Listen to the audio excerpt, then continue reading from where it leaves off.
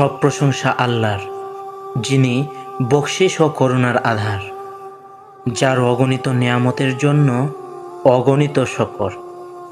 অতঃপর সৃষ্টিকুলের সেরা, নবীগণের সর্দার মুহাম্মদ মুস্তাফা সাল্লাল্লাহু আলাইহি সাল্লামের প্রতি দরুদ।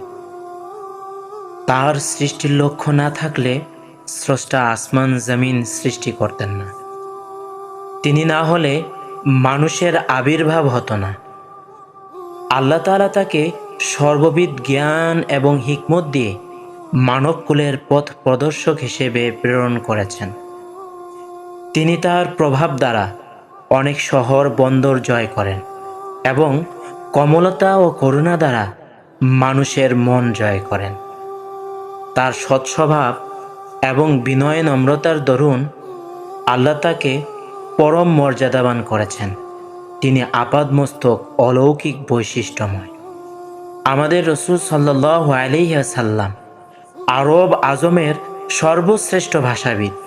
তাকে অসামান্য তথা বহু অনন্য বাণী দান করা হয়েছে। তার গুণাবলীর গণনা অকল্পনীয়, কারণ এগুলো সিন্ধু বিন্দু এবং বাড়ি বিন্দুর মতো অগণিত। ঘোর অন্ধকারে পতিত সত্যের সন্ধানী উম্মতের উপর তার অনেক অধিকার আছে। তাদের জিম্মায় রয়েছে তার অনেক প্রাপ্য। তার প্রতি দরুদ প্রেরণ করুন, যেভাবে আল্লাহ তার প্রতি দরুদ প্রেরণ করেন, এবং সদা সালাম প্রেরণ করুন উম্মতের সুপারিশকারীর প্রতি।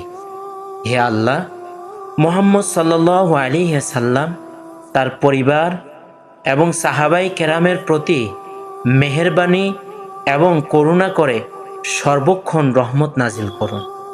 হে আল্লাহ, হুজুর পাক সাল্লাল্লাহু আলাইহি সাল্লামের প্রতি যাবৎ দরুদ প্রেরিত হবে তাবৎ আমাদের দোয়া কবুল করুন। দোয়া কবুলের জন্য অনুতাপ অবিচ্ছেদ্য।